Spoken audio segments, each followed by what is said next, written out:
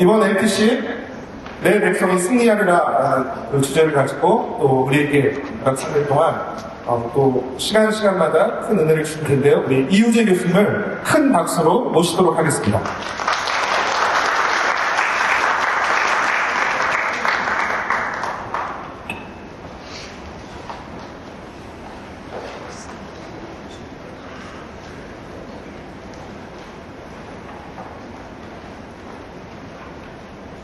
네. 반갑습니다. 네.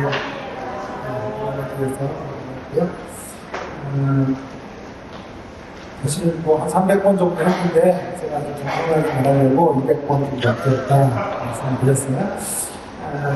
나는 동해도 하고 학교에서도 계시록을 많이 가르쳤지만 오늘 좀 긴장이 되네요. 특별히 뭘 해야 될까 머릿속이 하얘지고 그럽니다. 수업 시했는데도 할 때마다 서로 느낌들, 감정들을 갖고 계시록을 임하게 되는 것 같아요. 여러분 강의안을 보시면 6쪽에 제가 5강의 정도로 요약을 해놨는데 시간이 되는 순서에 따라 제가 강의를 해가도록 하겠습니다. 내 백성은 승리하리라, 반드시 승리하리라 제 주제로 이기는 자의 초대 지금 하려고 하고요. 이기는 자가 뭐냐, 이기는 자의 데피니션에 대해서 하겠습니다. 하나님 하늘 보좌를 돕고 어린 양의 길을 따라가는 이기는 자의 자입니다. 이기는 자 여정이 누군 자가 되겠어요? 여정이 두 가지인데요. 세상 제국의 폭력적 위협의 측면에서 이기는 자가 된다는 것이 무엇인지 또 어떻게 변변되는 것인지 다르고요. 또 세상적인 일상적 도전 앞에서 이기는 자 살아가는 것이 무엇인지를 살펴보고요. 그 다음에 마지막 최종적으로는 이기는 자의 비전입니다. 그래서 바벨론 시대의 어린 양의 신부로 살아내는 것이라는 주제. 이렇게 해서 5곡지를 가지고 여러분들과 함께 나누도록 하겠습니다. 제가 한번 강의를 아침에 나오는데 와이프가 강의를 얼마 하냐 그래서 한 시간 정도 한 5시간 정도 이렇게 왔다고 그랬더니 그 강의를 다 끝낼 수 있겠다 그래서 최선을 다해서 한번 제가 빠른 속도로 좀 강의를 해가도록 하겠습니다. 이제 7쪽을 한번 볼게요. 7쪽에 이기는 자의 초대에서 인비테이션에서 주제와 의도와 형식과 구조 같은 것들을 좀 이걸로 제가 가지고 있는 강의를 할 때마다 처음 강의를 열 때 대목인데요. 강의를 어떻게 할까 고민을 했어요. 그래서 강의를 해달라는 방향을 해드리는데 그래서 그 강의의 색깔에 맞춰야 되기 때문에 이번에는 이기는 자의 초대, 이기는 자에 대한 비전을 좀 보고 계시록으로 하면 좋겠다. 그래서 생각을 준비를 했어요. 또 무엇보다도 제가 초점을 좀 두려고 하는 것은요. 이기는 자에 대한 정의가 필요합니다. 이기는 자가 뭐냐? 그래서 바로 혼돈이 있는 것 같아요. 그래서 주님 승리 기회 달라고 이기는 자가 되고 싶다고 말하지만 뭐가 이길 건가? 이 부분들에 대해서 어떻게 이기는가 이것도 중요한 거지만 뭐가 이기는 거예요. 그래서 좀 국민들이 있어야 되겠다 생각을 하면서 강의를 좀 구성을 하게 되었는데요. 먼저 서론에서 우리 요한계시록이라고 제가 질문을 던졌는데 우리 시대 요한계시록을 제대로 묵상해야 되는 이유가 뭘까? 뭐 제가 지금 말씀드린 주제라면 이기는 자로 살아가게 하기 위해서 요한계시록이 필요한 거죠. 이기는 자로 살아야 되는데 이기는 자로 사는 삶을 너무 이렇게 우리 승리하는 삶의 모습이 너무 희박하다. 마치 무슨 박물관이나 기록될 정도의 추억 속에나 있는 이야기. 그러니까 주님 처음 만나서 첫사랑의 감정에 취했을 때, 그때 좀 우리가 뭔가 세상을 느끼고 같은 느낌인지, 세상 속에 과연 이기는 자로 살아가고 있는가, 문제를 고민하면 좋겠습니다. 또한 이기는 자로 산다는 것이 얼마나 세상의 가치와 다른 것인가 하는 것들을 좀 이야기해 볼 필요가 있겠습니다. 하나님 나라의 가치를 이기는 거고, 하나님 나라의 질서를 따라 살아가는 것이 이기는 자인데, 과연 우리의 이기는 자의 여정이 그런 길인가? 그걸 이기는 자로 생각하는가? 하는 것입니다. 그런 문제들 고민하다가 제가 계시록 강의를 하기 위해서 이제 읽은 것은 아니지만 고민이 됐었어요. 미국의 우리나라 신청으로 얘기하는 미국 신청으로 이야기했다. 미국의 복음주의 교회가 대다수의 복음주의 교회가 사실은 정치적으로 트럼프를 지지를 했어요. 그래서 왜 트럼프를 지지했을까? 제가 제 개인적인 판단에 의하면 트럼프는 겉으로는 기독교인이라고 갖고 있지만 그가 갖고 있는 생각이나 가치는 세속적 이익입니다. 세속적 어떤 승리를 꿈꾸는 사람이고, 지금 보세요. 괴물이죠, 거의. 전 세계가 트럼프 한 사람 때문에 이렇게 관세 정책을 치러야 하고, 뭔가 말도 안 되는 미국 우선주의 정책을 펼치기 때문에 전 세계가 지금 피해를 받고 있는데, 자, 그런 인물을 미국의 복음주의 교회들이 지지를 한 거예요. 도대체 왜 그랬을까? 저의 그림이 있었는데, 책 한 권이 나왔거든요. 그래서 나라 권력 영광이라는 책을 제가 보게 됐어요. 나라 영광 권력이라는 책은 팀 엘버타라는 사람이 쓴 책인데, 저널리스트인데 아버지가 목사예요. 복음주의 교회의 아주 저명한 목사인데, 저와 똑같은 저의 고민에 대한 답을 이 책이 주고 있었어요. 미국 복음주의 교회가 왜 트럼프를 지지했나? 라는 부분에 고민이 있고 있었던 거예요. 그래서 답이 뭐냐 하면, 답이 한마디로 말하면 세속적 정체성에 집착했기 때문이다. 라고 하는 게 이 책의 주된 이야기인데, 이게 두꺼워요. 1000페이지. 이 책인데, 1000페이지는 안 되네요. 죄송해요. 700페이지 가까이 있는 책인데, 한마디로 말하면 세속적 정체성에 집착을 했기 때문에 세상적 나라를 추구해요. 세상적인 권력을 너무 신자들이 좋아하고 세상적 영광을 살았기 때문에 교회가 바로 그 정체성을 따라갔기 때문에, 그런 질서를 따라 살았기 때문에 이분의 주장에 보면 미국 복음주의 교회가 절대 다수가 트럼프를 지지했다라고 이야기를 하고 있는 거예요. 이 책을 읽다가 제가 이 독자를 다시 한번 만들게 된 거예요. 그래서 이기는 자로 초대 여러분들에게 하고, 이기는 자가 뭐냐? 이기는 자가 무엇입니까? 이기는 자는 어떤 여정의 길을 걸어가야 되는 것입니까? 이기는 자의 비전이 뭔가 하는 것들을 어렵지 않게 5꼭지 이야기를 이 책을 읽다가 제가 그동안 강의했던 200여 차례 넘는 강의를 다시 한번 새롭게 좀 바라볼 수 있는 기본 교래를 가지고 있지만 새로운 툴을 좀 가지고 갈 수 있었던 줄들을 만들게 된 거예요. 이 책 안에 이런 내용들이 있어요. 한번 제가 읽어볼게요. 미국 복음주의의 위기는 세속적인 정체성에 집착하는 데서 비롯되었다. 바울이 고린도후서에서 말했듯 보이는 것은 잠깐이지만 보이지 않는 것은 영원하기 때문에 보이지 않는 것을 바라보아야 하는데 우리는 도리어 눈앞에 보이는 지금 여기에 집착한다. 우리는 로마에 살던 1세기 그리스도인들을 나그네로 묘사한 베드로처럼 우리 자신을 은유적 바벨론이 무배된 존재로 보지 않고 도리어 두 팔을 벌려 제국의 시민권을 받아들였다. 온 세상을 다스려 보려는 모험을 예수님처럼 담에 부딪히지 않고 도리와 악마와 고뇌를 했다.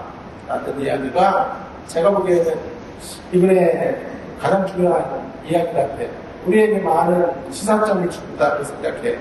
요한계시록은 한마디로 바벨론이라는 제국 가운데 하나님의 나라의 질서를 사는 하나님의 백성들의 승리를 이야기하는 거예요. 하나님 나라의 가치를 구현한 세상 나라의 가치와 하나님 나라의 가치가 대척점에 서 있기 때문에 세상 나라의 질서를 뛰어넘어 하나님 나라의 질서와 같이 있다가 승리에 가야 되는데 여전히 우리는 승리를 이야기하면서 승리합시다. 승리를 좋아하죠. 이겨야 된다. 라는 이야기를 하면서도 우리는 여전히 세상적 권력적인 세상 사람들이 추구해가는 어떤 힘으로의 이길 가장 위대한 정상에 올라서 삶의 이길. 그래서 어떤 우리 책에 가면 우리들의 삶을 신자들의 삶이 세상의 삶과 좀 다른 것은 세상은 한마디로 산 정상에 올라가는 것이 삶의 목표입니다. 산 정상에 올라서 깃발을 쥐고 그러나 기독교인의 삶의 방향과 목표는 산 정상에 오르는 것이 아니고 기독교인의 삶의 방향과 목표는 광야를 건너가는 거죠. 광야를 건너가야 되는데 우리는 광야를 건너가기 위한 삶을 혼자 못 건너가니까 함께 더불어 함께 연합하면서 광야를 건너가야 하고 광야를 건너가기 위해서 하나님께서 우리를 준비시키시고 훈련시켜가는 과정들을 지나가야 되는데 우리는 자꾸 그런 삶의 방향으로 가지는 않고 자꾸 산 정상에 올라가려고 한다는 거예요. 그래서 미국 복음주의 교회가 세상을 너무나 사랑하고 세상적 승리의 방정식을 따라 승리하기를 꿈꿨기 때문에 트럼프라고 하는 괴물과 같은 지도자를 선출할 수밖에 없었고 지지할 수밖에 없었다. 라고 하는 것이 세속적 정체성에 집착이 이렇게 큰 문제가 된 것입니다. 결국 그렇다면 이기는 자가 된다는 게 뭔가 이기는 자가 된다라는 걸 제가 5시간 동안 여러분들과 말할 내용의 문자는 뭐냐면 한마디로 이건 세상 나라를 추구해가는 게 아니에요. 세상의 권력을 추구해가는 게 아니에요. 세상의 영광을 쫓아가는 삶이 아닌 것이지. 오히려 예수 그리스도를 따라가는 것이죠. 예수 그리스도, 오늘 계시록으로 말하면 요한계시록 안에 예수는 어린 양이거든요. 어린 양 예수의 일을 따라가는 것이죠. 예수의 증인이 되는 사람입니다. 예수의 증인으로 어린 양의 일을 따라가는 책 소개는 이렇게 하는데 그래서 또 마침 강연을 준비하면서 남은 자들을 위한 요한계시록이 밖에 또 와 있거든요. 제가 또 너무나 재미나게 읽었어요. 여러분들에게 정말 강추하고 싶은 최근에 나온 계시록책 중에 가장 깊고 가장 제 생각이 강해요. 어쩌면 제 강의와 이 사람 강의가 거의 한 90%가 같지 않나. 제가 묻어가려고 그러는 거 아니에요? 대리적 강좌에 묻어가려고 그러는 게 아니라 제가 먼저 이렇게 대접하는 오래 했으니까 이분이 나한테 묻어오는 거지 내가 이분이 묻어오는 거 아니에요? 에스카 맥라이프라고 하는 원래 제가 이 저자를 되게 좋아했는데 계시록을 썼더군요. 이분도 비슷한 이야기를 하는데 요한계시록을 여기 41쪽에 이런 얘기인데요. 요한계시록은 한마디로 이중적 반체제의 인사의 시간으로 요한계시록을 쓰여졌다는 거예요. 요한은 이중적 반체제 인사를 위하여 왔다 갔다. 그는 제국을 주름잡고 있는 악의 세력에 대하여 반체제 인사예요. 그러니까 제국의 가치와 정반대의 세력이 제국의 가치에 저항하고 있는 반체제 인사로서 요한계시록을 썼다. 근데 재미난 것은 그런 이야기를 제가 스스로 했는데 이 책에서 저에게 눈을 번쩍 뜨게 했던, 작은 눈을 번쩍 뜨게 했던 중요한 내용 중에 하나는 이거예요. 악의 세력뿐만이 아니라 이 사람이 이 저자가 말하고자 하는 요한계시록은 이중적인데 또 한 가지는 교회를 저항하는 거예요. 교회. 그러니까 세상을 저항하는 것만이 아니라 기존의 교회를 저항하는 거예요. 기존의 교회가 예수 믿으니까 안전한 곳이 아니에요. 미국의 복음주의 교회가 트럼프를 생산해내는 것처럼 교회가 진짜 우리가 두려워해야 되고, 우리가 경계해야 되고, 이러한 어떤 존재처럼 여기고 있는 거죠. 그러니까, 보세요. 저는 요한계시록을 여지껏 계속 어떤 식으로 봤냐면, 이런 식의 문점을 봤어요, 계속해서. 세상의 바벨론 제국의 가치를 벗어나고, 하나님 나라 가치로 가는 그런 쪽으로 봤는데, 물론 그게 내 대세인 것은 맞지만, 또 한 가지가 뭐냐면, 그런 바벨론의 가치 가운데 물들어있는 교회. 근데 물들어있는 교회가 성장을 해요. 그렇게 세상과 하나 된 교회가 승리하고 거대한 모습으로 서 있거든요. 그래서 많은 사람들은 바로 그런 교회가, 그런 사람들이 주장하는 내용이 예수의 길인 줄 알고 따라간단 말이에요. 그래서 사이비 기독교보다 더 무서운 것 중에 하나가 유사기독교예요. 사이비 기독교만큼 무서운 게요, 교회 안에 들어와 있는 유사기독교의 가치, 그 가치를 우리가 제대로 분별하지 못한다면, 우리는 같은 용어를 쓰는데 전혀 다른 개념으로 예수를 따라가는, 전혀 다른 가치로 예수님을 붙들고 살아가는 인생을 그릴 수밖에 없겠다, 그런 생각을 하게 됩니다. 그래서 이런 얘기를 하는 거예요. 자, 그래서 여기 한번 읽어볼게요. 그렇다면 요한은 이중적 반체제 인사라고 불러야 맞다는 것이다. 그는 제국을 주름잡고 있는 악의 세력과 교회에서 암약 중인 동일한 악의 세력을 함께 주시했기 때문이다. 그는 교회 안에서 너무 많은 로마를 보았고, 로마 안에서는 교회다운 교회를 부족했다. 그래서 요한계시록을 쓰여준 거예요. 요한계시록은 큰 틀에서는, 큰 방향으로는 세상 제국과 하나 되지 못해요. 세상 제국의 가치는 나중에 말하겠지만 큰 가치예요. 큰 음료감에 큰 것을 추구하는 권력적 실체란 말이에요. 그래서 거절하는 교회가 된 것을 이야기했는데, 그거에 대한 반체제, 그거에 대한 그런 체제에 대해서 반대하는 저항 세력을 불러내기 위해서 계시록을 쓰고 있어요.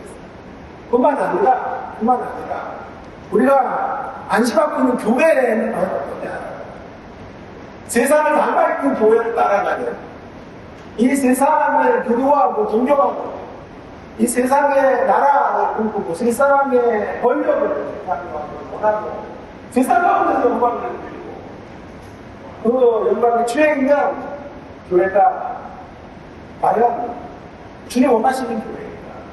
그런 교회를 향해서조차도 요한은 여전히 반체제 인사처럼 요한계시록에서 어떤 변절한 교회의 길을 가지 않죠.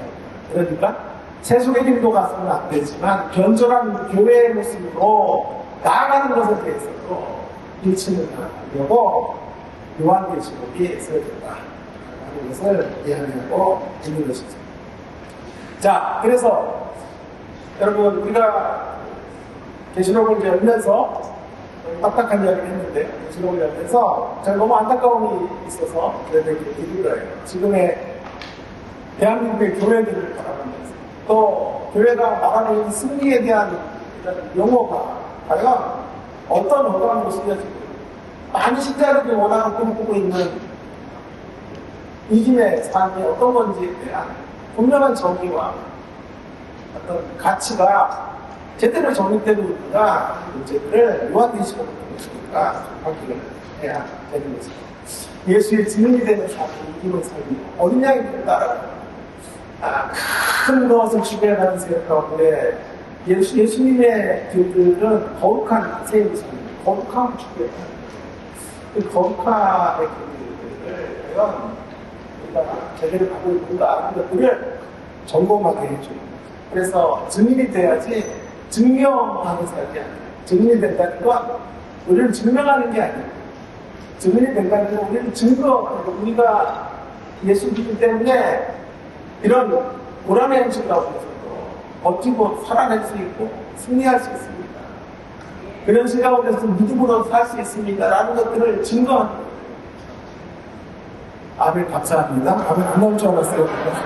그래서 그걸 증거해가는 거예요. 증명이 아니에요, 증명이 아니에요. 내가 얼마나 센 사람인지를 증명하고, 신학교에 24년 동안 교육 생활을 했어요. 깜짝 놀랐죠. 얼굴 보니까 40밖에 안 돼 보이는데 24년 16세 제가 교수 돼가지고 24년 교육 생활을 하고 있는데 죄송합니다. 저는 우리 학생들을 생각할 때 막 이렇게 신대원 체크 같은데 이런 강사들을 좀 배제하자 생각을 얘기해요. 자기의 성공을 자랑하는 그런 강사들을 기르지 말자. 한 번에 어떤 전략들을 잘 세워가지고 수만 명 교육했어요. 수천 명 교육했어요. 그래서 이렇게 승리했다라는 이런 분들을 주로 많이 세우는데 참 그런 게 너무 속상한 거예요. 지나고 졸업하는 학생들 중에 학우들 중에 그런 성공을 이룰 수 있는 그 사람이 얼마나 있겠어요? 없어요, 이제는. 그런 의미도 없고요. 물론 그런 굵직굵직한 성공을 이룬 교회들이 있어야 되겠죠. 대기업이죠. 우리도 말하는 삼성, LG, 대기업이 있어야죠. 그러나 정말 이 기업의 생태계들이 잘 유지되려면 중소기업들이 바꿔야 되거든요. 작지만 강한 교회들이 바꿔야 되거든요.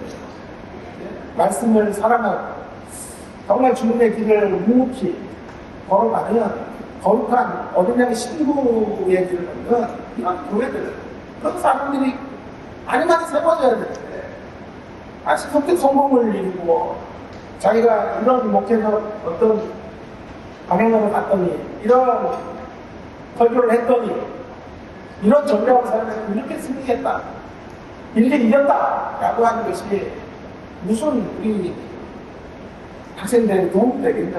그래서 제가 늘 얘기를 했어요. 정말 10명에서부터 시작한 밑바닥에서부터 시작해가지고 50명 넘는 교회 목사님들 많이 100명 넘는 그 애환과 어려움과 그 지난 눈물의 시간들이 어떠했고 그런 자리에서 어떻게 주님 붙잡고 교회를 이루어가게 됐는지 이런 이야기를 실제적으로 나 나올 줄 알았어. 이런 이야기가 실제로 이런 분들을 강력히 세워서 이런 분들이 정말 자신의 있는 그동안의 삶의 목회적 애환들을 쏟아내고 한분만에 아멘을. 자, 그건 동물이죠. 이쪽에 있으지 않으면 나와야 되죠. 그건 동물이죠. 다시 이렇게 세우는 이런 일들이 실제로 우리 현장 속에 이루어져요. 그리고 그런 대다수의 승리의 이야기들은 사실은 이 세상 나라 안에 너무 많잖아요. 세상 나라에 전부 영웅호걸들이 다 있는데 우리 그런 영웅호걸들을 나도 걸었다고 말하는 거예요. 왜 싫지? 그래서 중요한 건 우리가 승리한다라고 하는 예수의 길을 따라가는 어린 양의 길을 따라가는 것입니다. 그것은 증인의 길인데 우리를 증명하는 게 아니라 내가 이렇게 센 사람이 됐다는 걸 증명하는 것이 아니라 내 돈 많은 사람이 됐고 내가 이렇게 훌륭한 사람이 됐다는 것을 증명하는 것이 아니라 증거하는 사람. 나의 나대가 하나님 은혜에 있는 증거. 하나님께 붙들려서 힘든 길을 걸어왔어. 증거하는 사람. 잠깐 준비도 안 했는데 이제 생각나는 걸 해야죠. 자유롭게 할게요. 우리 안 되면 다음에 안 오면 되니까. 자, 그래서 루키 같은 루키 2장 갑자기 본문이 생각이 나요. 406쪽을 보는 구약성경에 루키 2장 이런 말이 있어요. 거기에 보아스를 소개하는 단어 중에 유력한 자라는 단어가 나와요. 나오미의 남편 엘리멜렉의 친족으로 유력한 자가 있으니 그의 이름은 보아스더라 이렇게 되어 있죠. 네? 그러니까 유력한 자의 각주를 보시면 선본에 이렇게 되죠. 부호라고 되어 있어요. 부호. 그렇죠? 부호라고 되어 있죠. 부호. 네? 부호라는 말은 어떤 이미지를 여러분이 생각나게 하니까 부호라는 말은 세상적으로 권력이나 돈이 많은 사람이 되는 거죠. 보아스 뱀이 됐다는 말이에요. 힘을 가졌다는 말이에요. 그러고 보니까 이 보아스라는 사람은 지난 15년 동안 흉년이 있어서 나오미 가족은 그 고향을 떠나서 모압으로 가서 거기서 남편과 두 자녀를 잃어버리고 다시 귀향을 했죠. 근데 그 10년 동안 그 약속의 땅 베들레헴에 그대로 머물러 있으면서 아마도 큰 밭을 이루었던 것 같아요. 자, 그런데 한국교회는 이제 이런 데 꽂히는 거예요. 유력한 자라는데 꽂혀가지고 만약에 여기 하나님 나라의 가치, 우리가 반체제 인사하고 지금 스칸 맥나이츠 말하는 방식으로 성경을 읽지 못하면요, 이런 데 흠뻑 넘어가요. 그래가지고, 부호가 되자. 그러면 이제 큰 성공을 주고, 교회를 쳐야 되고, 화려해야 되고, 이런 이야기들로 갈 수 있는 그런 근거가 마련되어 있는 거예요. 자, 그런데 보세요.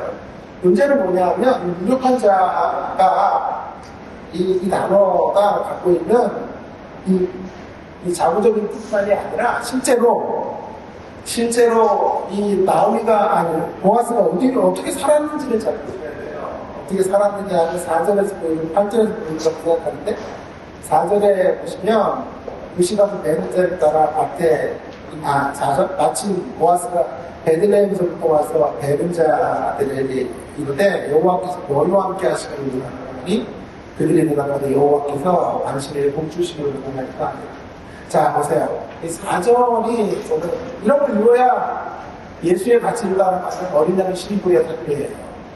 보세요. 지금 보아스의 가치는 큰 부를 얻는 데 있는 게 아니고요. 그의 삶이 그런 부를 주신 하나님, 부호에 있게 하신 하나님의 의도와 목적이 무엇인지 알았던 사람이에요. 그래서 그는 일터에서 자기의 밭에서 지금 식솔들을 축복해요. 그리고 그 식솔들과 일꾼들은 보아스에게 복을 받고 보아스도 복받은 인생이 되기로 해요. 그러니까 저는 노사관계의 가장 이상적인 그림이 여기 있다는 거예요.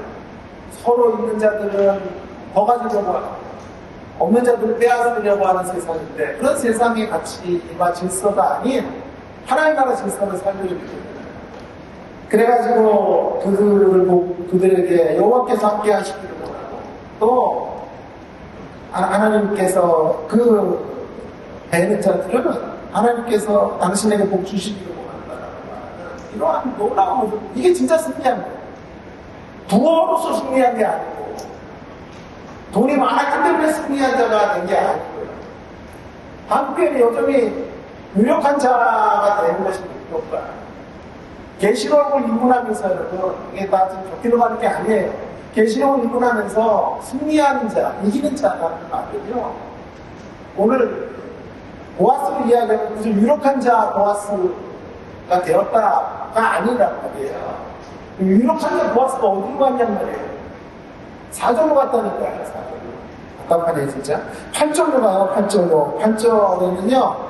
보아스가 루세에게 이르되 내 딸아 들으라 이삭을 주러 다른 밭으로 가서 여기 떠나지 말고 나의 소년과 함께 있어. 이삭 죽기를 하는데 다른 밭으로 이삭 죽기가 제대로 되지 않았던 세상이에요. 이 세상이 하나시대 말기 자기적인 오른대로 살아가는 세상이 됐단 말이에요. 자, 물법이 충실하게 지켜지는 세상 속에서는 이삭 죽기를 하는 것이 어려움이 없어요. 이렇게 이방의 나그네 객들이 와서 이삭 죽기 충분히 해갈 수 있는데 그런 세상이 안 됐단 말이에요. 나다갱이 하나마저도 주인이 다 얻어들이려고 하는 세상이 된 거예요. 가난한 자 약자들을 돌아보는 이삭 죽기의 현실이 실제로 이루어지지 않고 오히려 이런 여인들이 이삭 죽기하고 다니면 법탈을 당할 수도 있어요. 위험에 처할 수도 있으니까 지금 보아스가 루세에게 말하는 거예요. 다른 밭에 절대로 가지 말고 여기서 이삭을 죽고 소년들과 함께 있어 안전을 보장받아라. 여러분, 제가 이 귀한 시간에 왜 갑자기 계시록 동안 하고 묻기로 왔냐면요. 우리가 지금 이기는 자의 개념이 지금 여기 두 책에서 말하고 있는 것처럼 마치 오늘 성경을 장면해주면요. 성경을 마치 좀 유력한 자 만들어내는 하나님 백성 좀 유력한 자로 세우는 것이 하나님이 원하시고 꿈꾸시고 우리가 갈망해야 되는 삶의 방향이라고 생각하게 된다. 아니요, 거기에 우리의 목표가 있는 게 아니에요. 하나님께서 우리 유력한 자를 세우셨다면 반드시 여기로 가야 돼요. 4절로 8절로 가야 된다.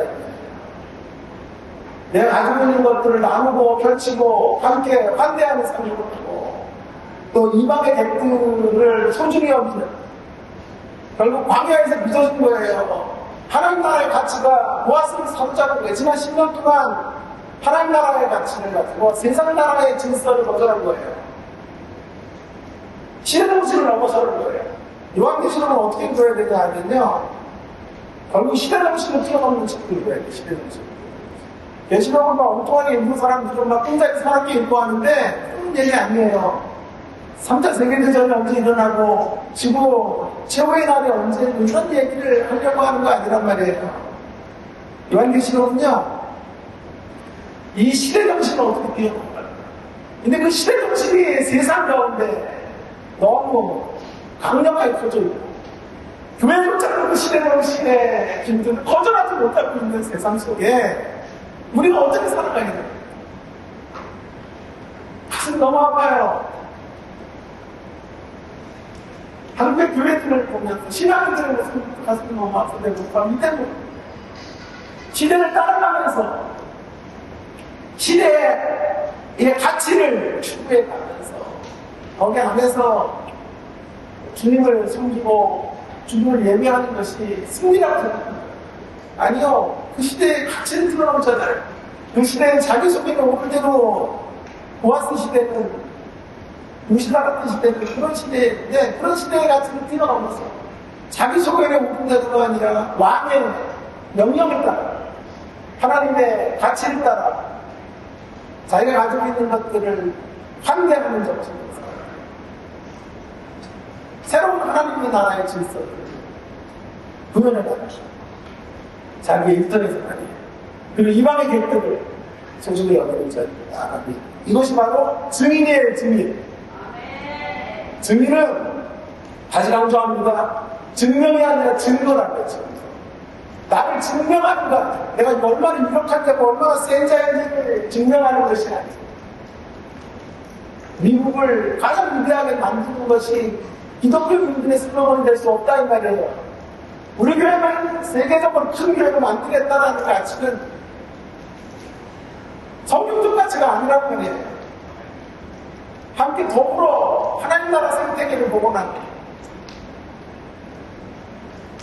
함께 성장해가는 하나님의 교회들을 더불어 같이 어깨 동무하며 그렇게 하나님 나라를 같이 이루어가는 신앙의 동역자들로 우리 서로가 살아요. 비대해지는 것이 건강한 것이 아니에요. 그건 비만이지 건강이 아니고 서로 건강한 삶이 되는 그런 교회들을 그런 신자들을 시대정신을 뛰어넘고 그런 것이 이라고 할 수 있습니다.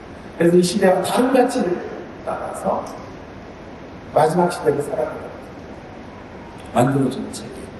자, 그래야 이야기를 하니까 30분이 지나갔네요. 자, 그래서 요한계시록의 성경 읽어보고 이제 시작합시다.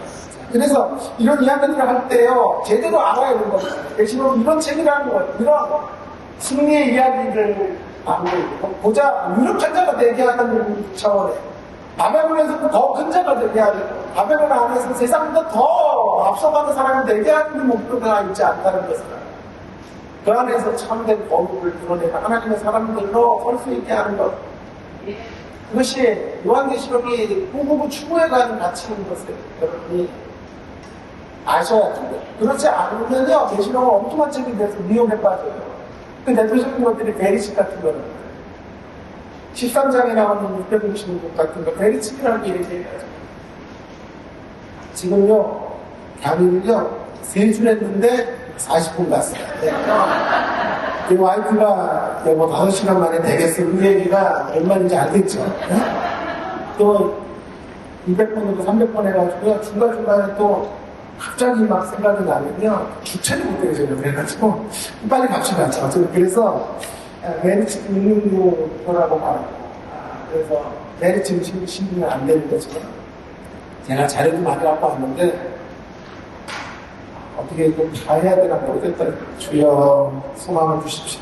자, 그래서 제가 지금 한 거, 그리고 앞부분에 30분은 두 책을 가지고 한 거만 여러분이 잘 기억하면요. 나머지는 안 들어도 돼요. 안 들어도 되고, 가실 때 이 책 사서 가셔가지고, 집에서 읽으세요. 네? 돌아가시고, 읽으시고, 조금 더 듣기 원하는 분들도 남아 계시면 되는데, 전에 제가 계시록을 처음 다닐 때가 1991년도쯤이에요. 그때 교회에서 이장님 같은 사람들이 막 계시고 가지고 장난치고 예수 제리맨이라는 말 마치고 이럴 때 한성교회 기억나세요? 그냥 그때 막 TV에서 제리맨 날 쉬고에 주님 오시는 날 해가지고 공연방송에서 그거 촬영했어요. 주님 오신다 그런데 거기 막 한가득 붙어있더라고요. 봤더니 고3애들이 제일 많아. 그래도 공부하기 싫으니까 제림이나 해라 그래가지고 제가 고3애들만 들어갔어요. 그래서 주님이나 제림 안 하셨죠. 예? 제림 안 하셨고 구속이 되고 그랬는데 그때 이제 제가 길에서 이런 삐라 같은 은서를 전도지가 기억 안 했어요. 1990년도부터 제가 전도를 주는 거. 그래서 내가 갖고 있지. 이렇게 돼 있어요. 바코드로 받으면 예수 믿어도 지옥 갑니다. 계시록 14장 이렇게. 그때는 바코드가 이렇게 상관하지 않았기 때문에 바코드가 이렇게 찍혀져 있는 물건을 사거나 물을 여기 사거나 하면 지옥 간다고 생각한 거예요. 그래서 이게 먹혔어요. 그때는. 이장님 같은 일이 해가지고 먹혔는데 이제 바코드가 상용화가 되니까 그래가지고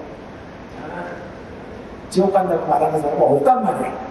최근에 이제 제가 몇 년 전에 계시록을 계속할 때 저희 학교에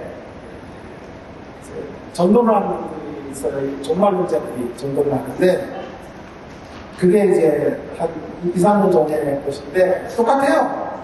이 패턴이 똑같은데 여기에는 뭐라고 되어 있냐면 이제 요거가 바뀌었네.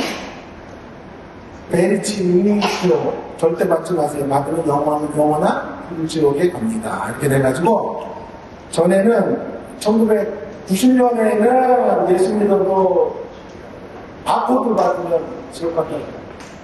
이제 2022년인가 2023년도에는요 그 바뀌어가지고요 요거 바뀌었다니까 베리치로 바뀐 거야.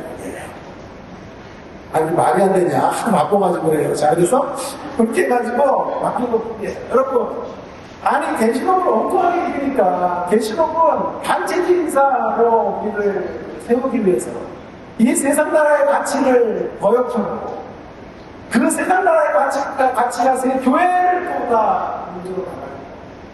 미국의 복음주의 가치의 사람들이 복음주의 시공하는 사람들이 트럼프를 찍는 것 같은 이런 기가 막힌 일들이 이루어진 현실 가운데 있는데 그래서 이기는 자의 개념이 달라요. 성경을 말하는 이기는 자와 그런 가치를 추구해가는 교인들이 목사들이 갖고 있는 이기는 자의 개념이 다르단 말이에요.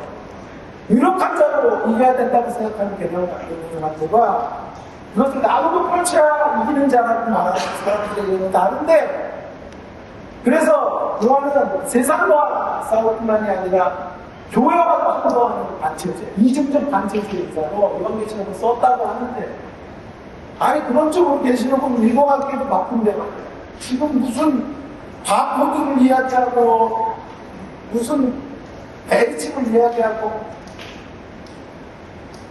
그래서 계시록을 잘못 알면요 엉뚱한 이야기를 엉뚱한 방향에서 계시록 이런저런 말도 안 되는 것들이 기억되고 끝납니다. 그래서 잡으셨어요. 집에 가라 그래도 가지 마시고요. 계세요. 그래서 잡으셨고요. 그래서 우리가 이제 짧은 시간 동안 이런 정도라도 계시록 맛을 한번 보자는 말이에요. 그죠? 그래서 이기는 자의 초대와 저항자와 여정이가 비전이죠. 자, 그걸 위해서 우리 중요한 성경 구절을 하면서 제가 늘 계시록의 핵심 주제 성경 생각하는 구절이 요한계시록 17장인데 17장 13절 14절 한번 같이 읽어봅시다. 자 45분이 지났어요. 밤이 그제서야 이제 성경 들어가는 성경을 읽는 거야. 내가 잘못 불렀어. 아까 저기 대표님은 잘 불렀다고 그랬는데 잘못 불렀죠. 17장 14절 한번 같이 여러분이 한번 큰 목소리로 한번 읽어보세요. 시작. 내가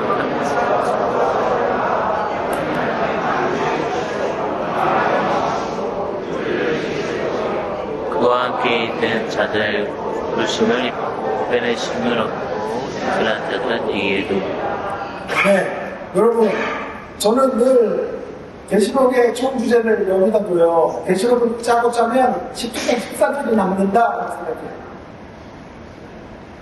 여러분들이 읽어왔던, 여러분 배워왔던 계시록으로는 이런 구절이 선포될 수가 없어요. 제주기가 선포가.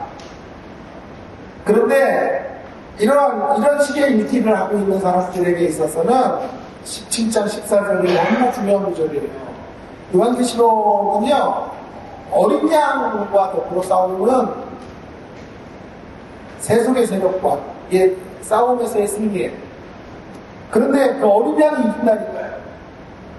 만주의 주의 만주의 왕이심으로 이긴다고요. 할렐루야. 어린 양의 길을 통하여 승리하신단 말이에요. 어린 양의 방식으로 이긴단 말이에요. 그게 이기는 거예요. 그게 이기는 거예요. 만주의 주 만왕의 왕보다 앞서 있는 유형이 어린 양이라고. 왜 그랬을까요? 우리의 이김을 오해하면 안 되기 때문인데요. 주님을 그래서 만주의 주 만왕의 왕이시라고 설명해도 되는데 어린 양으로 만주의 주 만왕의 왕이 되셨다고 말한단 말이에요. 어린 양의 길 없이 만주의 주 만왕의 왕이 되는 게 아니라는 말이에요. 자, 다른 일만 나누고 누가 같은 가난한 이들을 돌보는 일 없이 유력한 자가 아니란 말이에요. 보아스의 유력한, 진정한 보아스이신 예수님. 그 예수님의 이김은 어떤 이김이냐고요. 어린 양의 길을 끝까지 견뎌내셔서 어린 양의 길이 십자가의 길인데 십자가의 길, 십자가의 길을 통한 만주의 주, 만왕의 왕, 역사의 진정한 통치자가 되시는 그 자리로 가신 거란 말이에요. 그런 이김의 이야기예요. 그런 이김의 이야기. 기독로 종말에 있는 이 싸움 속에. 그런데 그 싸움의 대상에 누구도 있냔 말이에요. 세상만 있지 않다니까.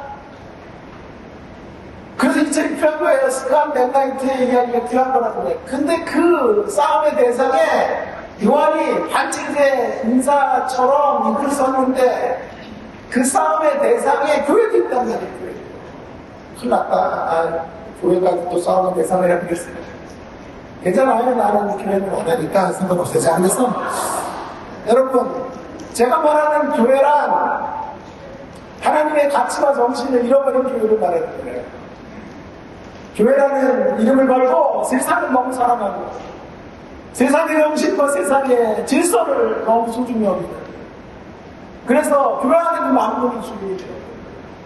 교회 안에 그 세상과 똑같은 권력들이 주님이죠.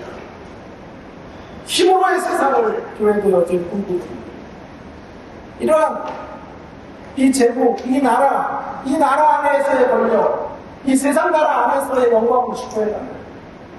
예수님은 그런 사단이 물러가고 사단아 물러가라고 말했는데 그런 세력을 끌어안고 살아가는 교회, 그 세상을 향한 그런 세상 교회 속에 세상 속에 교회가 있는 게 아니라 교회 속에 세상이 너무 깊이 들어와 있다. 그래서 그런 교회를 향한 경종과 함께 우리는 책이 되십니다. 정말의 영적 전투가 그래서 벌어지게 돼요. 그 영적 전투에서 누가 이긴다고? 예수님이 이겨야 돼요. 어린 양으로 놓치면 돼요. 어린 양의 길을 그래서 따라가는 것이죠. 자, 여기서 한 페이지, 드디어 한 페이지 넘어왔어요. 자, 한 페이지 가면요. 이것도 뭐 한 마리 너무 많아가지고, 자, 보세요. 그런데 그 어린 양과 만주의 그 만왕의 왕을 함께 묵상해 보십시다. 어린 양이라고 하는 거는 이렇게 적어보세요. 어린 양은 십자가. 아니, 거기 중심성이라고 하는 거. 중심성은 십자가예요, 십자가. 그리고 가로 열고 속죄. 가로다. 중심성.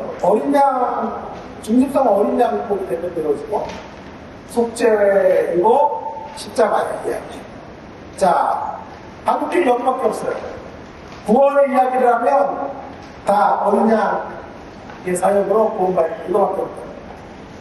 그래서 그 어린 양의 길을 예수님께서 이 세속의 가치를 거절하고 걸어가셨던 하나님 나라의 가치를 구현하기 위해 홀로 그 길을 걸어가시는 그런, 여기로 말하면 어떤 반체제 인사의 어떤 성공으로 속에서 예수님의 모습으로가 아니라 우리는 다 영적으로 해석을 했거든요. 그래가지고 어린 양이 길을 걸어 우리에게 속죄를 주시고 우리를 영원한 천국으로 인도해 가는 개념밖에는 생각을 안 했거든요.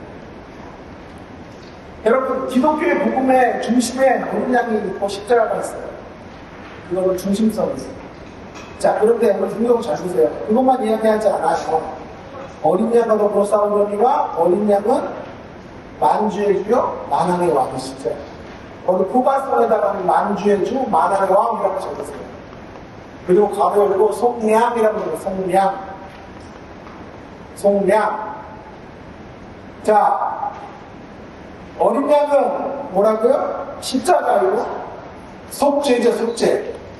그래서 예수님 만나서 죄용서 받고 천국 가면 되는 거예요, 한국 기독교는. 그래서 한국 기독교를 요약하면 간단한 거가 예수, 천당, 불신지옥이에요.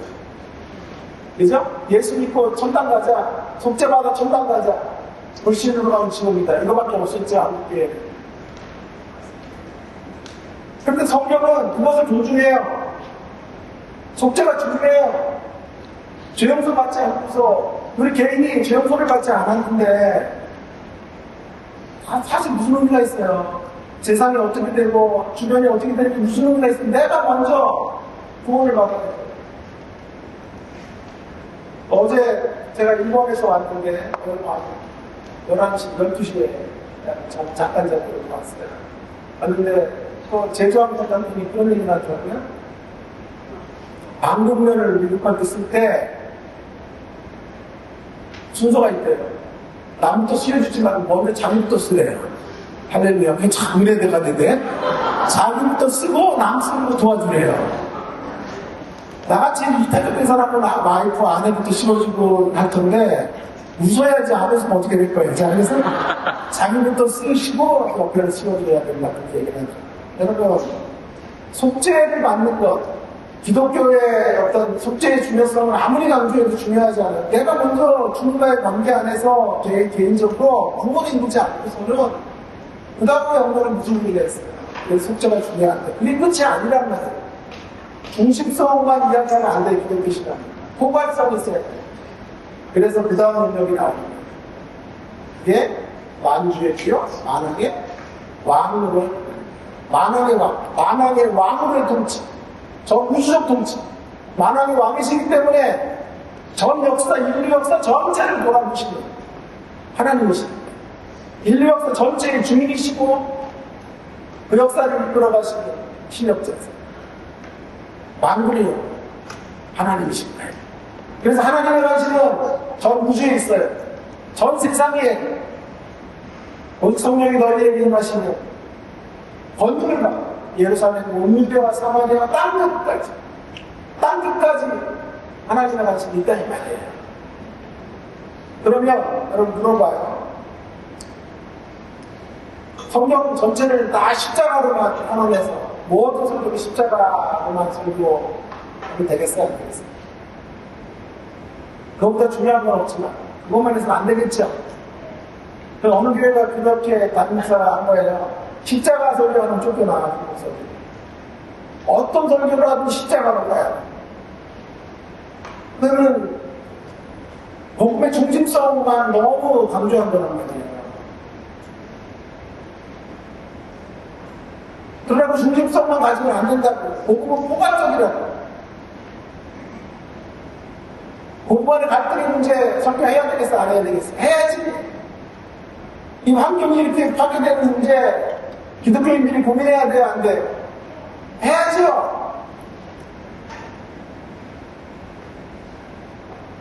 이거 어려운가? 해야죠. 포괄적이니까. 전 우주적인 영역의 문제들을 우리가 안고 신용해야 되는 거니까. 이 두 가지의 밸런스와 균형을 함께 가지고 있어야 돼요. 복음의 중심성을 갖되 복음의 포괄성을 가서 어린 양으로 이기시되 어린 양은 만주의 주요 만왕의 왕이시니 저를 이기십니다. 주님의 속죄를 넘어서 어디로 가야 돼? 그 속량의 가치를 비하게 돼. 속량은 리덴션이에요, 리덴션. 속량은 또 다른 말로 말하면 뭐예요? 노예시장에서 가축 사온 거예요. 주인을 바꾼 거예요. 그러면 이제 뭐가 생길까요? 주인이 바뀌었으니까 주인에게 충성하는 사람이 생기겠지. 노예시장에서 A라는 주인의 노예로 있다가 주인이 바뀌었잖아요. 새로운 주인 앞에 자신의 인생을 충성하겠죠. 네. 그게 증인이에요. 세상에 충성하는 사람을 주님 앞으로 넘어와서 이제 주님의 통치를 받고 주님의 임재 속에 거하며 주님이 원하고 기뻐하시는 뜻을 이루어내고 전 세계를 두고 어린 양의 가치를 따라 살아가는 것, 그런 삶의 가치를 지금 성경이 말하고 있는 거예요. 그래서 이게 중요한 구절이에요. 그들은 어린 양과 더불어 싸우더니 어린 양은 만주의 주요 만왕의 왕이심으로 그들을 이기실 거예요. 그들 로마의 세력들을 세상 나라와 권력과 영광의 세력들을 이기실 거예요. 그리고 그걸 추구해가는 견전한 기독교인들의 세력들을 이기실 거예요. 어린 양의 방식으로 이겨야 돼요. 어린 양의 방식. 그런데 그 방식은 총각하는 방식이 아니에요. 힘의 방식이 아니에요. 제가 이런 언어를 하나 만들었어요. 힘있게 이겨야 되지 힘으로 이기는 게 아니에요. 기가 막힌 거죠. 그죠? 힘있게 이겨야지 우리가. 힘으로 이기는 거 아니에요. 힘으로. 그 누가 힘과 권력으로 이기려고 한다면 그것은 예수의 일이 아니에요. 만주의 주요 만왕의 왕의 기독교의 어성의 어떤 정도된 건지는 몰라도 그 전에 한 가지가 전제가 되어야 된다는 거예요. 어린 양의 길을 걸어가는 영성, 십자가의 영성, 그 영성이 우선시돼야 돼요. 그래서 두 가지가 균형을 이루어요. 그래서 어린 양의 방식으로 힘있게 이기되 힘이 있어야 이겨요. 어린 양의 방식으로 이기려면. 여러분 설교 제가 많이 다니는데요. 한 5,000명 모임돼서 설교 그냥 돼. 막 얼마나 신이 나는지 몰라요. 나 50명, 20명쯤 모인 교회에서는요. 정말 제가 성령을 충만해야 설교가 돼요. 우리 아멘도 없고 막 이런다고 그래요.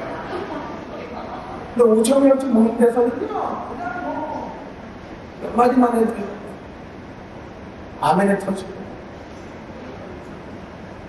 난리가 났어요. 그러니까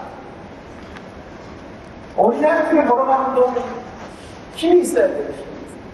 힘이 있어야 돼요. 그래 힘으로 이기는 거 아니에요. 힘으로 이기는 거예요. 여러분들이 하도 인정을 안 해주면 계속 이거 하잖아. 자, 힘이 이겨야지 힘으로 이기는 것이 아니라 어린 양의 방식으로 진정을 해요. 자, 그 다음이 중요한데 그 다음에 이게 교회의 승리예요. 이 승리는 진정한 교회, 진정한 남은 자들, 예수를 신실하게 쫓아가는 증인들이 바로 그걸 예수님의 승리를 따라 그 길을 가야 된다는 거예요. 대단한 걸 아니더니 그래서 그 다음 절이 있는 거예요. 그래서 또 그와 함께 있는 자들, 부르심을 받고 택하심을 받은 진실한 자들도 이기리로다. 할렐루야. 계시록에 두 가지 내용이 이거예요. 예수님이 이기시고 예수님 방식을 따라 교회가 이기는 이야기예요. 교회가 예수님 따라 이겨야 된다고. 이 단순한 이야기를 대리치기로 중단시킨 거예요. 지금 체험해나고 중단시킨 거예요. 오맥시리즈 같은 막 이상한 이야기로 잠자리를 그렇게 많은 꿈자리 살아온 이야기로 그렇게 만든 거예요. 그래서 계시록은 교회들인 거예요. 교회들. 그분의 은혜를 이긴다고 그래요. 자, 근데 거기 안에 그래요. 그와 함께 있어야 이기죠. 그와 함께 있는 자들. 다 이게 수동태, 부르심을 받고 택하심을 받아.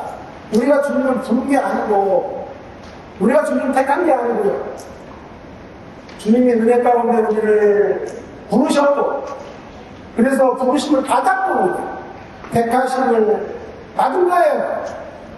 부르심을 입고 택하심을 입어서 승리하게 되는 거예요. 은혜로 승리합니다. 은혜로. 그와 함께 있는 자기의 승리. 우리가 거룩하지 못한다면 어떻게 주님과 함께 있어요? 주님이 함께 있게 하실 게 있는 거예요. 그래서 승리해요. 그런데 그 다음에 중요한 것이 그것만이 전부가 아니에요. 진실한 자들도 이기리로다. 진실함의 승리, 진실. 그분의 은혜 안에 분투를. 자, 그래서 은혜는 자질력이 없다는 거죠. 이제 은혜를 잃었다는 말은 우리의 어떤 자질로, 우리의 어떤 자격을 이기지 않았다는 거예요. 주님이 일방적인 은혜를 베풀어 주시기로 원하셔서 이긴 거예요. 이유를 알 수 없는 사랑, 이유를 알 수 없는 사랑, 그 사랑으로 이긴 거예요. 그래서 자질을 이기진 않아요. 그러나 이긴 자들, 이김을 계속 유지해가는 자들은 하나가 있어야 돼. 자세가 있어야 돼, 자세. 자세가 있어야 된다고, 자세. 그 자세가 뭐예요? 계시록이 첨부하는 자세가 뭐예요? 진실이에요, 진실. 진실아, 이걸 부르는 진실. 진실이 뭘까요, 진실? 진실을 풀어야 돼요, 진실. 한국말로 진실하면 거짓말 안 하기, 이렇게 좀 오해가 됩니다. 오해가 아니라, 그렇게 윤리, 도덕적인 이야기도 자꾸 불가피하는데, 계시록에서 제일 중요한 승리하는 자의 표징은 진실이에요, 진실. 오늘 거짓말 안 해야 되고요. 남 속이지 말아야 되고요. 그래야 돼요. 그래서 우리 집에 가을도 저희 딸 하나를 가슴으로 낳았고, 지금 딸 하나인데, 고2예요. 그래서 사춘기도 정말 어렵게 지나갔는데, 왜 그래? 사춘기 딸들 다루는 방법 이런 거 안 가르치는 음식 안 가르치는 정말 힘들다. 그때 두루두루 자가지고 그렇게 됐는데,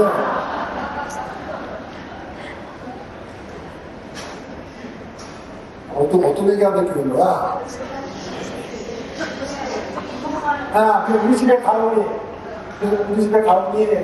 우리 아이 어릴 때부터 가은이 진실이었어요. 거짓말 하지 않는 거. 준아 엄마가 몇 가지 일단 준아인데 준아 엄마가 정신대 교수예요. 아동학과 교수인데 전문가지 뭐 아이들 사춘기를 전문가. 지 새끼는 안 된다고 지 새끼는. 감정이 올라오고 그러니까 자기 새끼는 안 돼. 나가서 눈에 끼치는데 어쨌든 그런데 그래서 얘네들한테 어릴 때부터 강조한 게 결혼 조건 어떤 남자가 결혼해야 되냐 신앙이 있고 책을 많이 읽고 마음이 착하고 가능한 일이 좋죠. 그리고 거짓말이 그러니까 저를 얘기하는 그러면 잘 웃어줘야 주인 보시다가 저거 농담이구나 하시고 넘어가지 안 그러면 교만이 돼요. 교만은 패망의 선봉이네 지금. 아무 소리도 패망으로 그래가지고 거짓말 한 길을 강조했는데 꼴등해도 좋으니까 거짓말을 하지. 실수해도 좋으니까 진실을 말해. 근데 성경이 지금 말하고 있는 여기 진실이라는 그런 얘기가 아니에요. 여기 진실이라는 말은 그런 이야기가 훨씬 뛰어나는 거예요. 진실이 뭐예요, 진실? 하나님 앞에 진실하다는 게 뭐예요? 제가 결혼을 했어요. 서약을 했어요. 서약 앞에 진실하다는 게 뭐예요? 예를 들어서 이런 것도 진실이겠지. 너무 용돈을 안 줘, 와이프가. 몰래 용돈을 한 20만원쯤 몰래 내가 갖고 있어. 그런 거 고백하는 것도 진실이지. 근데 그런 거 썼다고 해서 진실하지 못해 이러진 않잖아. 아니 힘든 애정관계에서 오자 그 하얀 거짓말 있잖아. 하얀 거짓말. 기생 나와서 거짓말 했잖아요. 거짓말. 그죠? 기본적으로 거짓말하고 그런 거짓말들은 거짓말이 원하다가 아니라 그들이 가지고 있는 중심 마음이 너무 귀하니까 윤리 도덕적인 것보다 더 귀한 건 중심이거든, 하나님에게. 근데 그 20만 원 가지고 우리 부모님 꼭 도와드려야 돼서 와이프한테 알려주면 안 돼서 기심을 갖고 있다고. 근데 그런 걸 말해야지, 그치? 말해야지. 그런 게 진심이죠. 근데 안 해도 그게 뭐 이렇게 해야 돼요. 해야 되는데. 그게 정리가 안 되냐. 대표 목사님 잘못 듣고 했어, 강사를. 자, 그래서 해야 되는데 진실이라는 건 그 정도 이야기가 아니잖아. 그런 거 갖고 진실을 어떤 상담학자가 진실하려면 주머니를 다 공개해야 돼. 나 진짜. 그래가지고 내가 채널 돌렸지, 내 말도 안 되는 소리. 상담학자 듣지 마세요. 자, 근데 어쨌든, 진실은 뭐래? 결혼에 진실하다는 게 뭐래? 아니, 바람을 피는 게 진실한 거지. 결혼 소양에 충실하게 살아가는 게 진실한 거지. 한 남자와 한 여자, 주께서 갈라놓기 전까지 가볼 수 없어요. 죽음을 갈라놓기 전에는 하나가 되어 살아가는 게 진실한 거 아니에요? 이해가 안 되지 않게 진실한 거는 하나님 앞에 진실하다는 거예요. 하나님 앞에 다 영적 없는 영이나 거짓도 없는 거, 이런 그런 도덕적인 삶, 그런 것들도 진실한 거지만 그 진실의 핵심이 뭔가요? 주님의 언약의 가치에 묶여서 살아가는 거예요. 언약 백성은 대물 유지하고 살아가는 거예요. 할렐루야. 언약 백성이 신실한 따라 살아가는 게 진실한 게 진실한. 자, 그러면 보세요. 언약 백성의 길을 걸어가려면 주님이 따라가시는 그 길을 걸어가려면 무슨 길을 가야 된다 그랬지? 십자가의 길을 가야 되고 어린이의 길을 가야 되는데 그 길이 좁은 길이고 힘든 길이잖아요. 그죠? 그러니까 그 길을 걸어가는 우리 옆에 뭐가 있어요? 세상이 있다니까. 세상이 만물의 가치로 화려하게 장식해 있는 세상이 있다니까요. 바벨론이 있다고. 바벨론이 이게 큰 소리로 하는 얘기인가? 자, 바벨론이 있죠. 바벨론이 이 바벨론의 가치, 이 가치에 현혹되지 않고 거기에 무릎 꿇지 않고 이 세상 나라와 세상의 권력과 세상의 영광 앞에 견고하지 않고 오직 나에게는 나세는 예수 십자가의 길 걸어가시는 그분밖에 없습니다. 세상이 어떤 떡고물을 던져준다고 해도 주님 앞에 이 단아하게 살아가는 이 삶, 정절을 지키고 살아가는 이 삶 외에 저는 관심 없습니다. 그거 화려한 거 떡고물 아무리 던져주고 격기로 나오기만 하면 이거 다 먹을 수 있고 누릴 수 있다고 해도 어린이의 길을 따라가기는 서약하고 이 길을 걸었기 때문에 묵묵히 이 길을 따라가고 역단하고 나아가는 것이 진실한 거란 말이에요. 야, 그러고 보니까요, 재밌어요. 성경이 13절에 가면요, 예수님에게 해당하는, 요한계시록 13절, 예수님에게 해당하는 적그리스도의 세력이 누구냐면요, 바다에서 올라온 짐승이에요. 이 바다에서 올라온 짐승의 도전이 뭔지 아세요? 13장 5절에 보세요. 13장. 한번 같이 보고 13장 5절. 시작.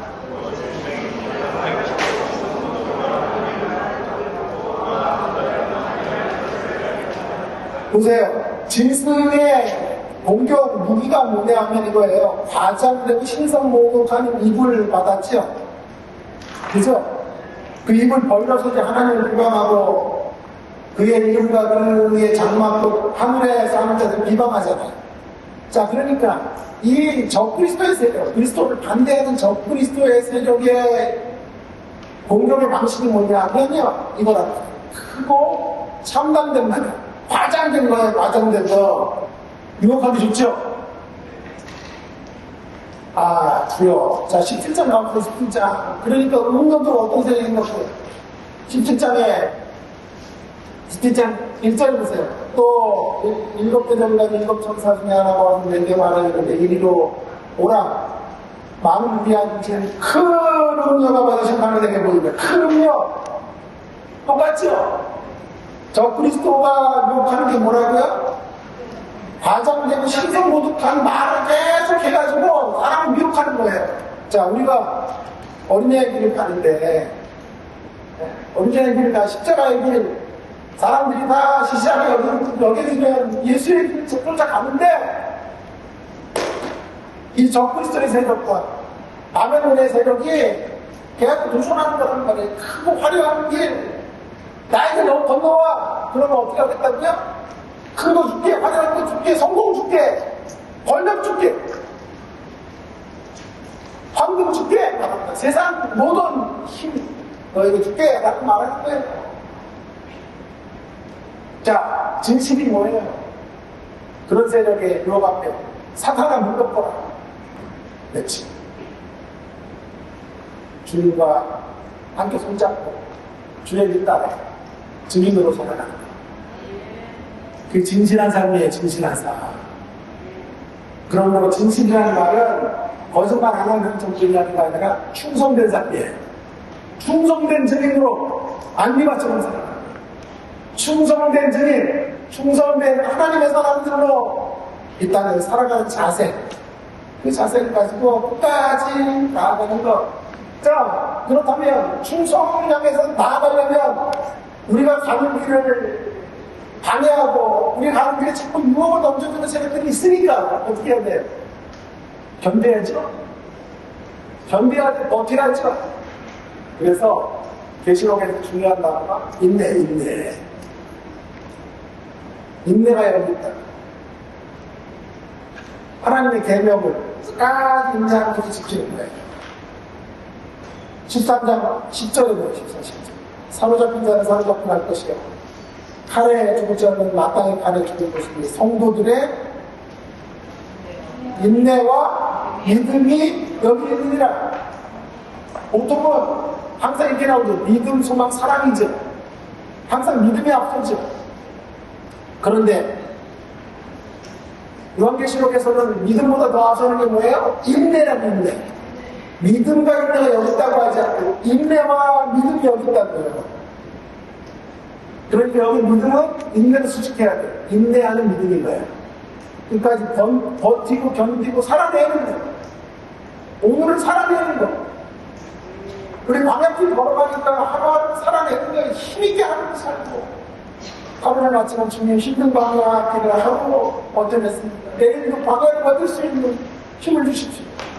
그렇게 인내하고 끝까지 주님의 길을 걸어가는 거예요. 인내하는 거. 그래서 요한계시록을 한마디로 말하면 승리하기 위해 인내하라. 이렇게 했어요. 인내하는 자로 승리하라. 이랬어요. 그러니까 보세요. 진실한 자를 다 정의하면 진실함은 충성된 자이고 인내하는 자이고 버티는 자이고 견디는 자이고 그런 자들이 이길 것입니다. 마지막에 이기는 거예요. 어떤 유혹 앞에도 견전하지 않는 자들이 이기는 거예요. 그래서 끝까지 영적인 반체제 인사로 불의한 체제 속에서 살아가요. 거짓된 체제를 축구해가고 그 가치를 구현해가는 세력들과 결혼하여 이별하여 그들과 하나 되지 않고 우리의 길을 걸어요. 그것을 승리. 자, 여기서 의도를 말해볼까요? 의도는 새로운 관점으로 살아가는 오늘을 새로, 현재를 새로. 제가 키워드 3가지 표현을 좀 현재, 저항, 예배. 현재를 새롭게 살고. 자, 그래서 계시록 안에 미래가 그거예요. 미래는 승리의 미래예요. 계시록이 말하는 찬양과 하나님 아버지를 높이는 영광의 노래들이 가득한 미래다. 그런데 그 미래가 그렇게 주어지는 이유는 현재가 고달파요. 어린양의 길을 걸어가는 여정이 힘들고 어렵거든요. 현재를 다시 살기 위해서 미래를 제시하는 거예요. 미래가 있어요. 현재를 견디지. 내일 승리가 있어야 오늘 견딜 거 아니에요. 그래서 우리 주님은 심판자이셔야 돼요. 왜요? 주님이 최종적인 판단을 내려주시는 분이 해야죠. 그래서 성경에 계시록하는 심판이 났다고 막 계시록에 하나님이 이상하다고 말하는 사람이 있는데 하나님을 두분 모르는 거죠. 하나님은 반드시 정확한 심판자가 되셔야 돼요. 사랑의 하나님이시면서 동시에 역사의 끝에서 시시비비를 가려주셔야 돼요. 그래야 우리가 그분을 믿고 억울함을 참죠. 안 그러면 우리가 억울함을 우리가 이 땅에서 대적해서라도 억울함을 풀어야 돼요. 주먹을 향해 주먹을 돌려서라도 아니면 폭력을 가해서라도 힘의 방식을 사용해서라도 내 먼저 찾아야 돼요. 억울함 없이 살아야 돼요. 그러나 이는 이로 악을 받지 않는 최종적인 심판자가 주님이시기 때문에 최종적인 판단 앞에 우리가 틀리지 않았다고 생각하면 이 길이 옳은 길이라고 생각하면 그분을 믿고 걸어가면 되는 거예요.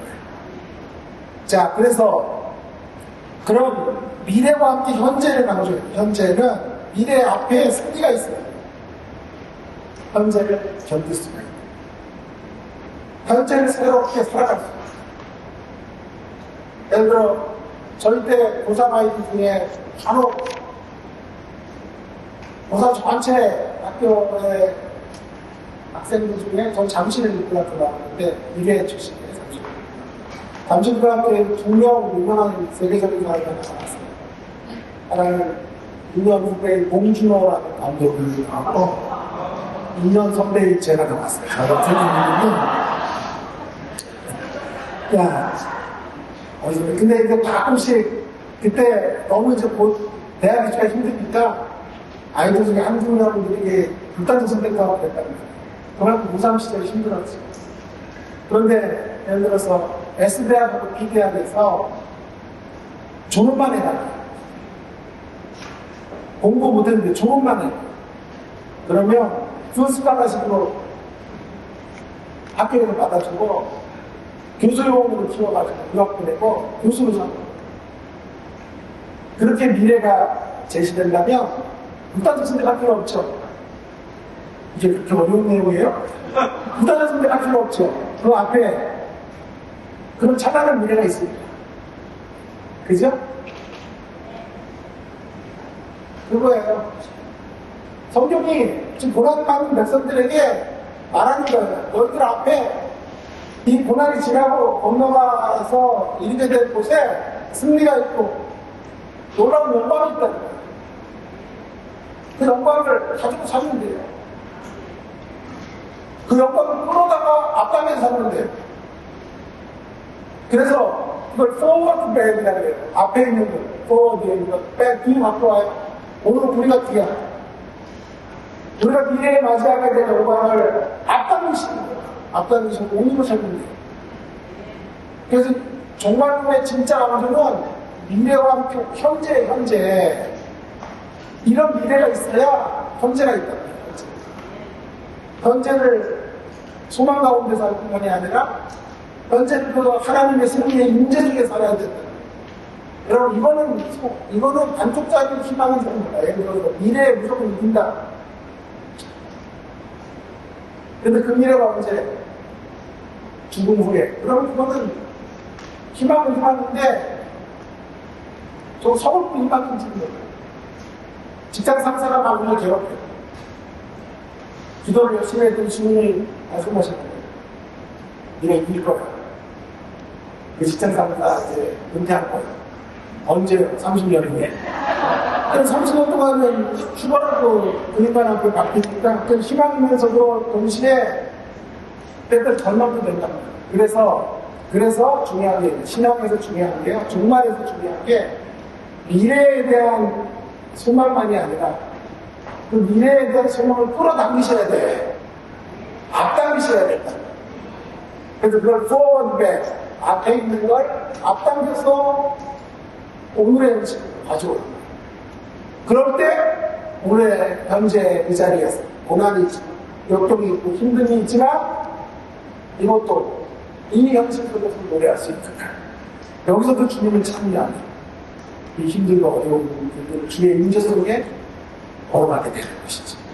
그런 현재를 강조, 그런 현재를 그냥 내일만 바라보고 낮에나 밤에나 눈물 먹고 내주를 모시기만을 고대하는 삶이 아니라 그 우리 선배들이 살았던 종말론적인 삶인데 50점밖에 못 줘요.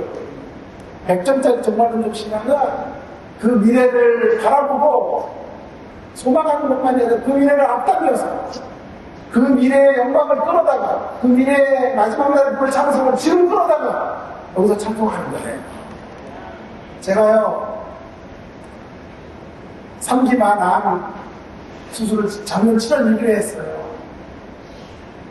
그리고 병이 3기 말이면요 수술받고 잘 안 돼요. 그래서 방사선 치료를 25번 했어요. 호르몬 치료를 지금 받고 있어요. 이거 내내 치료하고 아직도 끝나지 않아요. 끝나지 않은 여정을 지나가고 있어요. 근데 여러분한테 용구라고. 아멘도 없어? 아멘도 없어? 여러분 앞에 용구해요. 할렐루야. 이 부분하고 제가 목소리도 안 나왔어요. 얼마 전에 목소리 나와가지고 지금 진을 뽑는 거예요. 제가 있는 모든 거 에너지를 다 쓰고 아멘도 없는데 하는 겁니다. 자, 그래서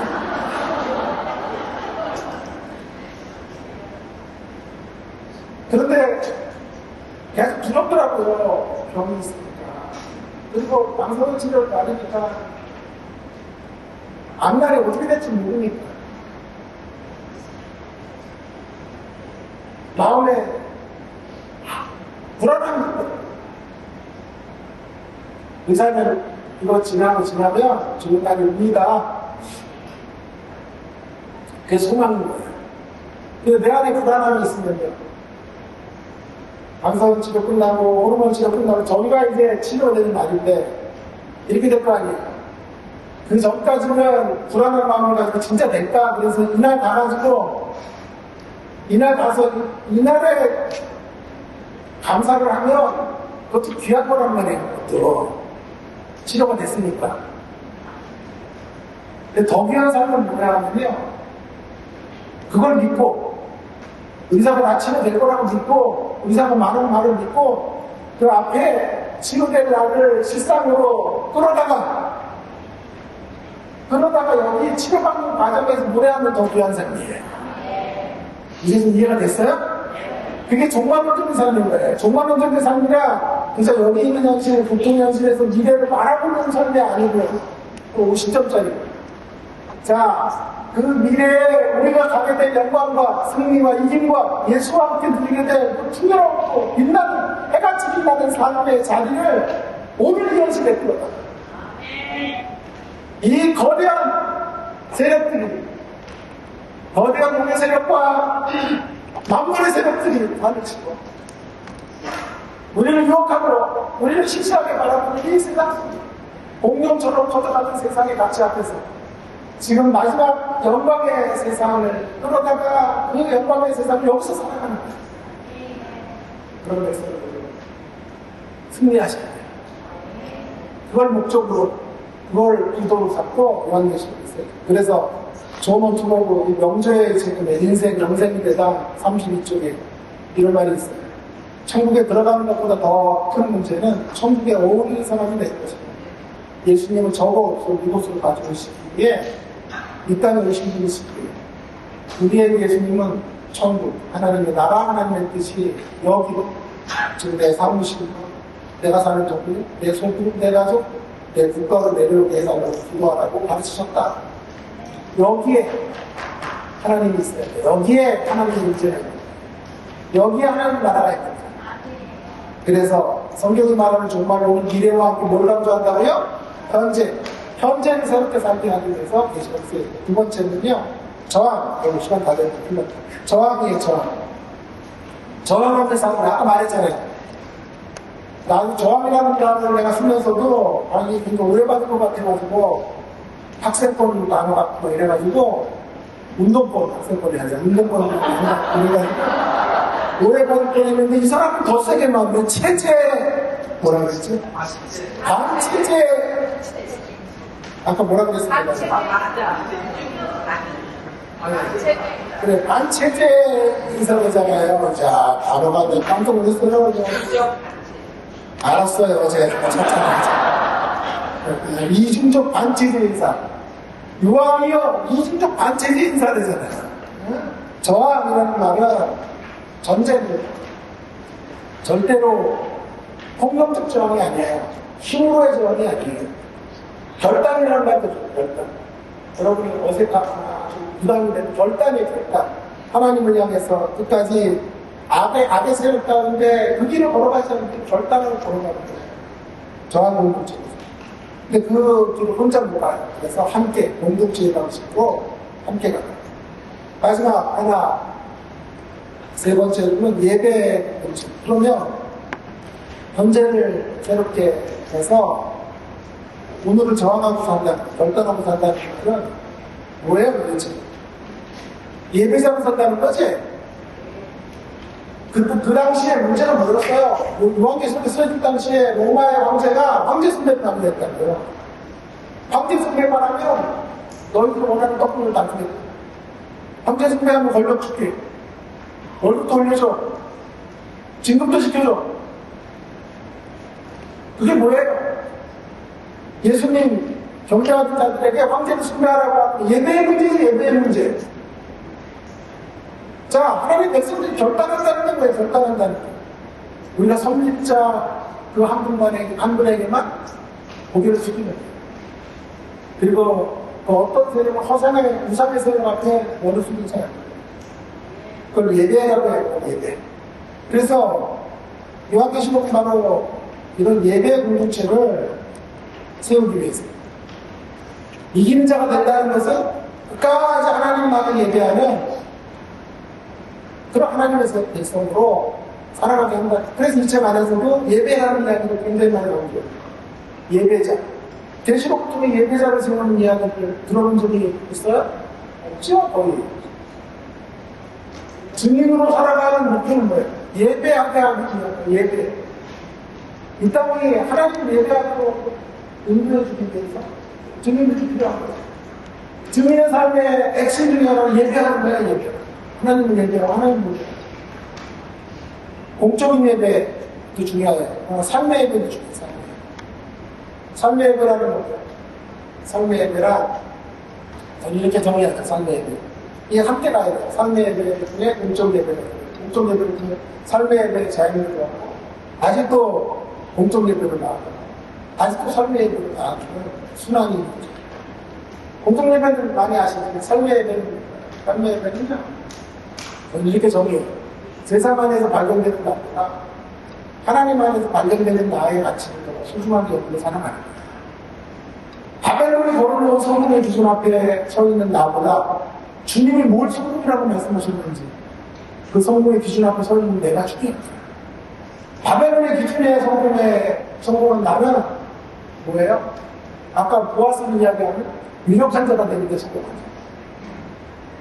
그러나 예수님 안에서 발견된 자로서 성공한 자는 어떤 자냐? 거룩한 자가 성공한 자예요. 유력한 자를 넘어 자기가 가진 것들을 나누고 펼치고 환대하는 삶으로 가는 거. 나그네와 객들을 소중히 여기는 인생이 되는 거. 더불어 함께 공존하며 살아가는 삶을 선택하며 사는 거. 그게 성공한 자예요. 그런 가치들. 그러니까 하나님 안에서 내가 누구인가 보다. 아니, 세상 안에서 내가 누구인가 보다. 하나님의 가치 안에서 내가 누구인지를 얼마나 소중히 여기고 그걸 갖고 오는 삶. 그래서 예배하는 자의 삶인 줄 믿습니다. 그런 예배자로서의 삶. 그리고 부르신 곳에서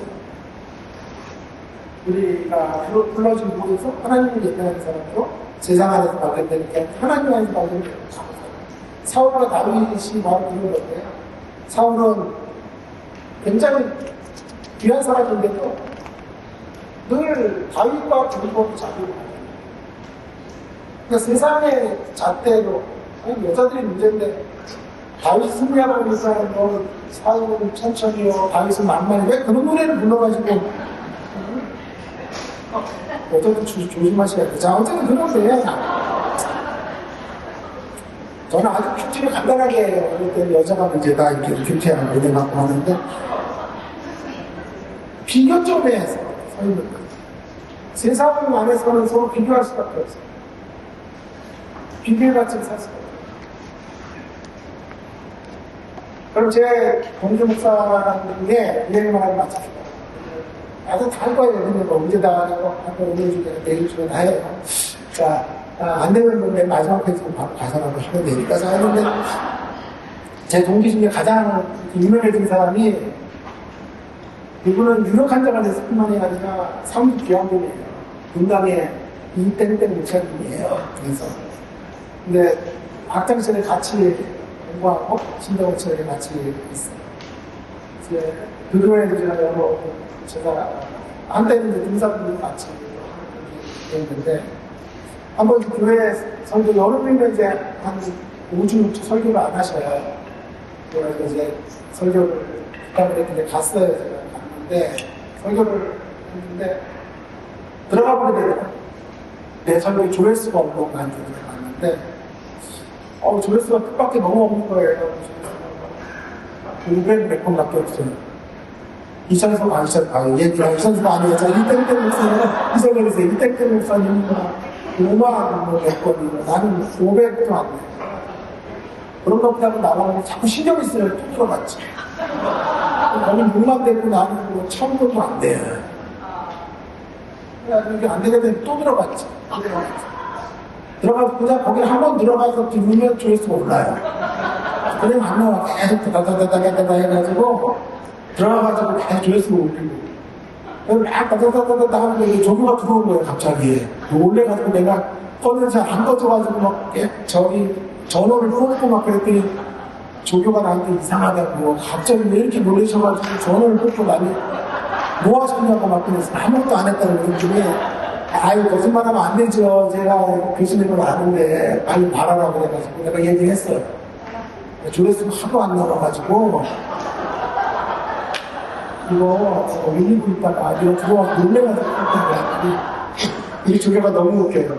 아유, 그럴 거라면 진짜 우리한테 말씀을 하셔야죠. 자기가 알아서 하겠다 그런 거예요. 그리고 며칠 안 지나서 갔더니 27,000원 돈이 올라요. 우리 조교가 이제 신학생들한테 다 얘기해가지고 들어가서 한 사람당 한 1,000번씩 올리고 나와라 해가지고 그래서 2만 몇천 돈이 됐는데 그걸 딱 보면서 내가 있는데 주님 내 마음 안에 이런 걸 주시는 거야. 너 뭐하냐 지금. 그래 이때 목사님보다 조회수 더 많으면 뭐할래. 너 유명해지면 뭐할래. 너는 너고 이치 않으면 이치 않습니다. 너는 너의 길을 가고 이치 않으면 이치 않습니다. 가면 되는 거예요. 이치 않으면 아닐 수도 있어요. 아닐 수도 있어요. 제가 일단 믿지는 마세요. 아닐 수도 있는데요. 여러분 하나님 안에서 나를 못 발견합니다. 평생 사람들을 관계해서 나를 발견해요. 그래서 같은 동기인데 내가 신장에서 공부 더 잘했거든. 근데 이분이 더 유명해지면 더 그렇게 힘들어져요. 근데 날마다 안 하려고 해서 나를 나의 아들을 점검할게. 예배하는 거잖아. 4.5가 5했긴 않잖아요. 4.5가 맨날 5 때문에 뒤집었어요. 0.5가 작아. 근데 어느 날, 막, 고개를 쫙 펴고 5한테 당당히 서 있더래요. 그래서 5한, 너 어떻게 된 거냐고. 왜 이게, 거만해졌냐고 그랬더니, 전 뺐다니까요. 전 뺀다. 4.5에서, 전 빼면 45가 된 거야. 그래가지고, 5 같은 거는 게임도 안 되고. 그러니까, 신앙은 전빼기야, 전빼기. 그냥 잘 전빼셔가지고, 예수 안에서 당당해서. 우리에게 진정한 승리자입니다. 자, 오늘 여기까지 할게요. 내가 이따가요, 저녁에, 다시 아까 할 건 다 했어요. 초반 부분에, 이제 30분 때에 다 했거든요. 그래서 저는 부담은 없어요. 부담은 없고, 이제 나가고 싶은데, 그리고 나가시면서 이 책 가셔서 또 나랑 같이 읽으면서 남은 시간 합니다. 시간 제가요, 6분 줬었는데, 근데 사실 아까 시작도 6분 줘가지고, 6분 쓰고 줘가지고. 여기까지 하고, 재밌죠? 네, 계속 이렇게 치고 갈 거예요.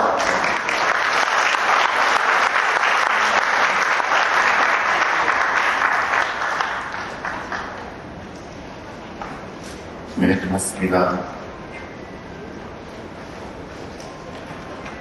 소설성계 국설주로 총무를 맡고 있는 박동일 목사입니다. 잠깐 오티를 좀 드리겠습니다. 2박 3일 동안 저희가 이곳에서 LTC가 진행되고요. 시간은 여러분 명찰이 아니면 강의는 뒤에 보면 있습니다. 간단한 강사 소개나 여러분 이제 묵상 훈련과 또 나눔조 소개를 좀 드리겠습니다. 방금 강의를 진행해주신 유재 교수님 주 강사시고요. 오늘 그리고 저녁 또 내일 저녁 이렇게 요한계시록 관련된 내용으로 강의해 주십니다. 그리고 또 저희들 또 오전으로 이어서 저희가 묵상훈련이 진행될 건데요. 묵상훈련은 3개 과정으로 진행됩니다. 그리고 또 목회자반으로 또 하나가 더 있고요. 배움 과정과 소용 과정. 네. 이동준 목사님이